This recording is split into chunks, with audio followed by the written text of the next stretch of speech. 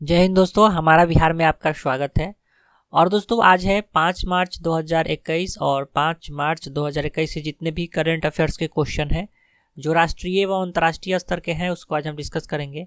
और दोस्तों इस करंट अफेयर्स का अगर आप पीडीएफ डाउनलोड करना चाहते हैं तो हमारे टेलीग्राम चैनल से डाउनलोड कर सकते हैं।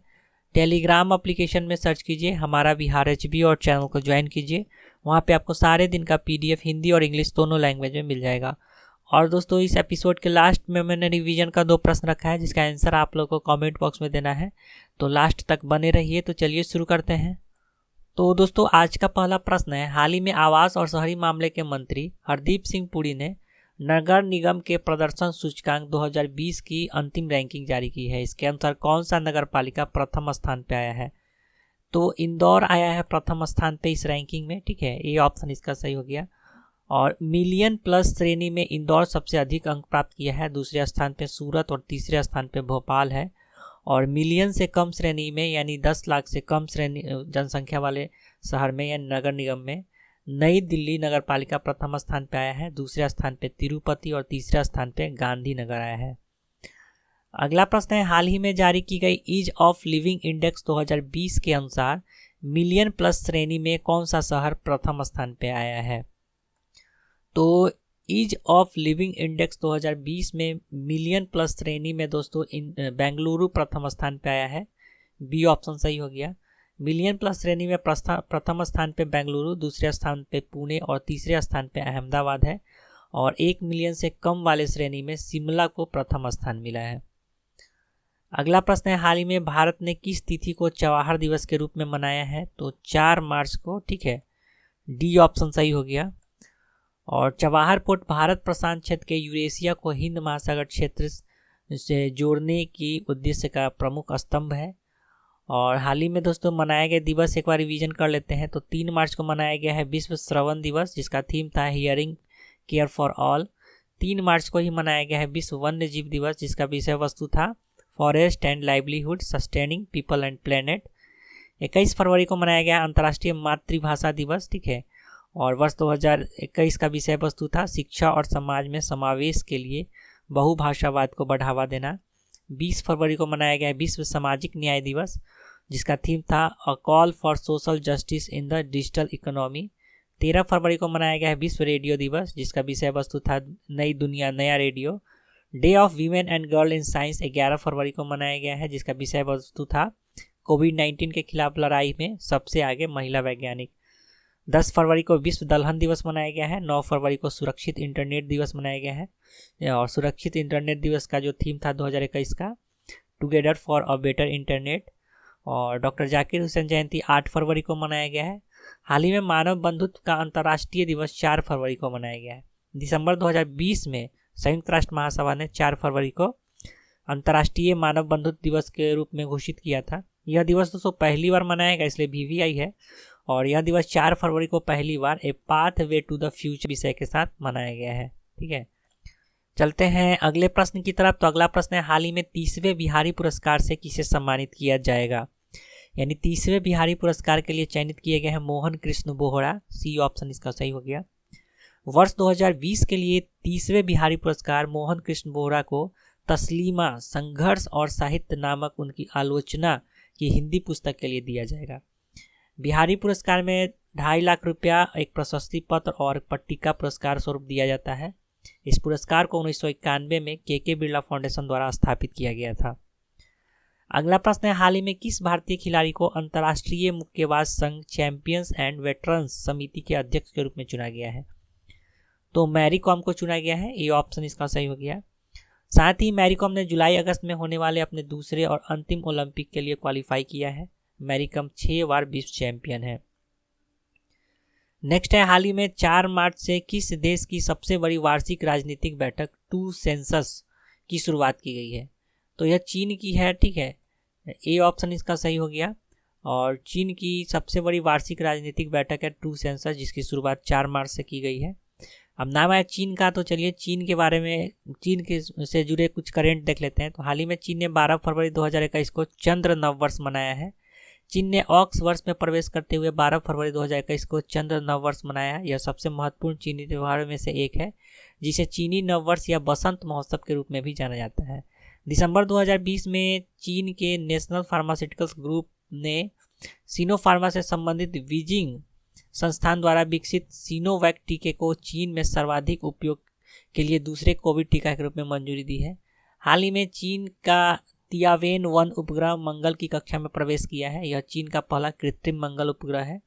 हाल ही में अमेरिकी राष्ट्रपति जो बिडेन ने एक नए चीनी टास्क फोर्स के शुभारंभ की घोषणा की है। यह बीजिंग की ओर से बढ़ती चुनौतियों का मुकाबला करने के लिए सैन्य राजनीति पर सिफारिशें प्रदान करेगा। अगला प्रश्न है, हाल ही में किस देश के द्वारा विश्व का पहला प्लेटिपस अभ्यारण्य का निर्माण करने का घोषणा किया गया है? तो यह ऑस्ट्रेलिया के द्वारा किया गया है। सी ऑप्शन सही हो गया।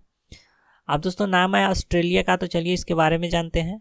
और दोस्तों वर्ल्ड मैप में अगर ऑस्ट्रेलिया का लोकेशन देखा जाए तो देखिए ये है इंडिया पिंक कलर का, और यहाँ पे है ऑस्ट्रेलिया, ठीक है। और ये हो गया ऑस्ट्रेलिया का फ्लैग। ऑस्ट्रेलिया की राजधानी कैनबरा है। राष्ट्रपति है स्कॉट रेयान, प्रधानमंत्री है स्कॉट मॉरिसन। ऑस्ट्रेलिया की खोज 1770 में जेम्स कुक के द्वारा किया गया था। मर्रे डार्लिंग यहाँ की प्रमुख नदी है। आयर झील यहाँ की सबसे बड़ी झील है।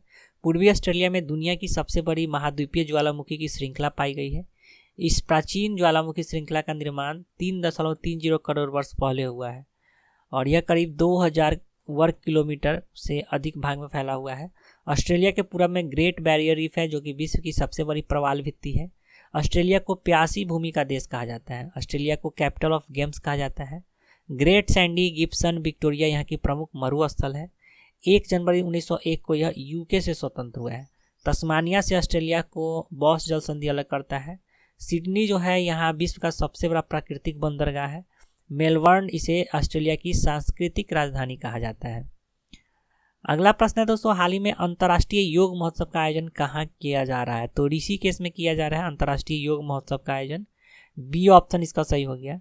ऋषिकेश में 1 मार्च 2021 से 7 दिवसीय अंतर्राष्ट्रीय योग महोत्सव का उद्घाटन उत्तराखंड के कृषि मंत्री सुबोध उनियाल के द्वारा किया गया है। नेक्स्ट है, हाल ही में किस भारतीय शटलर ने 2021 युगांडा अंतर्राष्ट्रीय खिताब जीता है? तो वरुण कपूर और मालविका बंसोड़, ठीक है, ये दोनों सही हो गया। तो सी ऑप्शन सही हो गया, उपयुक्त दोनों। और भारतीय शटलर वरुण कपूर ने पुरुष एकल वर्ग में तथा मालविका बंसोड़ ने महिला एकल वर्ग में 2021 युगांडा अंतर्राष्ट्रीय खिताब जीता है। नेक्स्ट है, हाल ही में विश्व बैंक के द्वारा जारी महिलाओं, व्यापार और कानून 2021 रिपोर्ट के अनुसार विश्व के कितने देश महिलाओं के लिए पूर्ण कानूनी सुरक्षा प्रदान करता है? तो विश्व का 10 देश, मात्र 10 देश ही महिलाओं के लिए पूर्ण कानूनी सुरक्षा प्रदान करता है। डी ऑप्शन इसका सही हो गया। अगला प्रश्न है, हाल ही में 2020 के ऐतिहासिक समझौते के बाद इजराइल के राष्ट्रपति ने औपचारिक रूप से किस देश से पहला राजदूत का स्वागत किया है? तो यूएई से, ठीक है, ए ऑप्शन इसका सही हो गया। यूएई अब्राहम समझौते के तहत यहूदी राज्य के साथ पूर्ण राजनयिक संबंध स्थापित करने के लिए सहमत होने वाला पहला देश है। और यूएई के दूत मोहम्मद अल खाजा ने 1 मार्च 2021 को जेरूसलम में इजराइल के राष्ट्रपति रियोवेन रिवलिन को अपना परिचय दिया। अगला प्रश्न है, हाल ही में सुगम्य भारत ऐप किसके द्वारा लॉन्च किया गया है?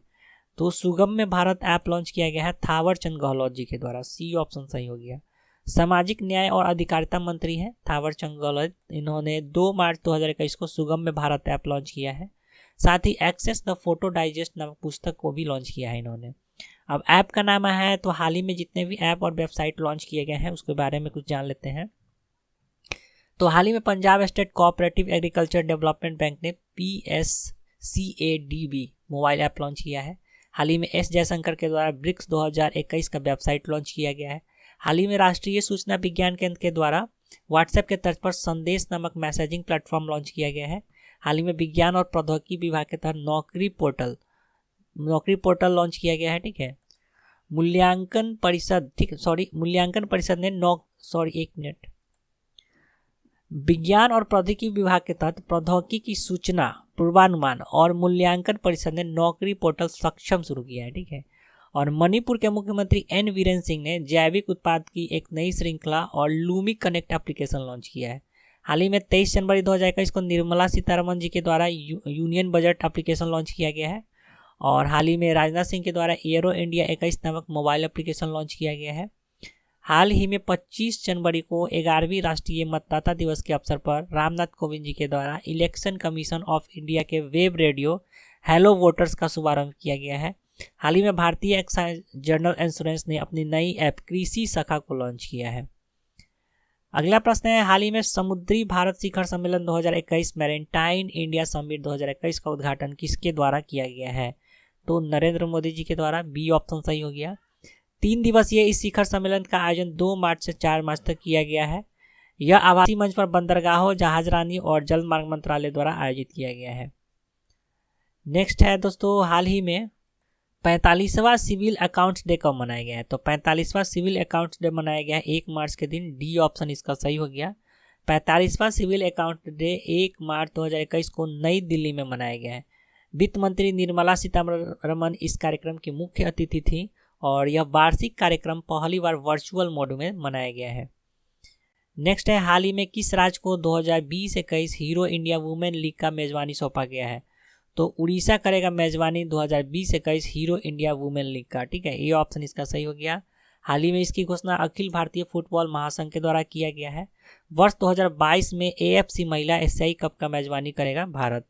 अब दोस्तों नाम आया है उड़ीसा का, तो चलिए उड़ीसा के बारे में जानते हैं।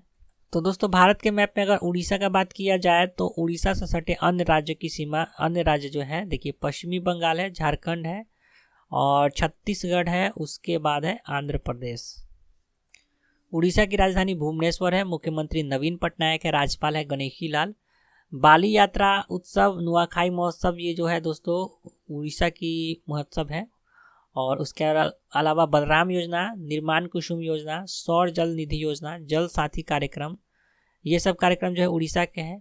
मुख्यमंत्री कारीगर सहायता योजना, कालिया योजना, सुनेत्र योजना, यह सब भी उड़ीसा का ही योजना है। उच्च न्यायालय जो है उड़ीसा का, इसका स्थापना 1948 में हुआ है, जो कि कटक में है। ठीक है, क्षेत्राधिकार के अंतर्गत सिर्फ उड़ीसा राज्य ही आता है। वर्तमान में उड़ीसा उच्च न्यायालय के मुख्य न्यायाधीश S मुरलीधरन है। उड़ीसा का कटक जो है ये चावल अनुसंधान केंद्र के लिए प्रसिद्ध है, राउरकेला इस्पात उद्योग के लिए प्रसिद्ध है। उड़ीसा के व्हीलर द्वीप का नाम बदलकर APJ अब्दुल कलाम द्वीप रखा गया है, जो कि एक मिसाइल परीक्षण केंद्र है। उड़ीसा का चांदीपुर में भी एक मिसाइल परीक्षण केंद्र है। कोणार्क सूर्य मंदिर के लिए प्रसिद्ध है, जिसको नरसिम्हा देव जी के द्वारा बनवाया गया था। कोरपुट एल्युमिनियम उद्योग के लिए प्रसिद्ध है। सिमलीपाल राष्ट्रीय उद्यान, यहाँ का राष्ट्रीय उद्यान अगर बात किया जाए तो सिमलीपाल राष्ट्रीय उद्यान, भितरकनिका राष्ट्रीय उद्यान और चिल्का झिलिया भी उड़ीसा में है। और सिमलीपाल राष्ट्रीय उद्यान भारत के 18 जैव मंडलीय आरक्षित क्षेत्रों में से एक है। तो दोस्तों ये था इसका करंट अफेयर्स। चलते हैं रिवीजन की तरफ। तो पहला प्रश्न था, हाल ही में माइकल सोमरे का निधन हो गया है, वह किस देश के पहले प्रधानमंत्री थे? तो पपुआ न्यू गिनी। ठीक है, बी ऑप्शन सही हो गया। दूसरा प्रश्न, हाल ही में किस देश में आत्महत्या की दर वृद्धि से निपटने के लिए अकेलेपन के लिए पहले मंत्री के रूप में टेत्सुशी साकामोटो को नियुक्त किया गया है? तो ये जापान के हैं। ठीक है, बी ऑप्शन इसका सही हो गया। तो कल के प्रश्न का सही उत्तर हो गया बी और बी। आज का रिवीजन का प्रश्न है, हाल ही में राज्यसभा टीवी और लोकसभा टीवी का विलय की घोषणा की गई है, तो इसे कौन सा नाम दिया गया है? और आज का दूसरा प्रश्न है, हाल ही में आई नई पुस्तक advantage India the story of Indian tennis नामक पुस्तक के लेखक कौन है? तो इस दोनों प्रश्न का उत्तर आप लोगों को कमेंट बॉक्स में देना है। तो चलिए दोस्तों मिलते हैं जल्दी फिर से एक नए एपिसोड के साथ, तब तक के लिए जय हिंद।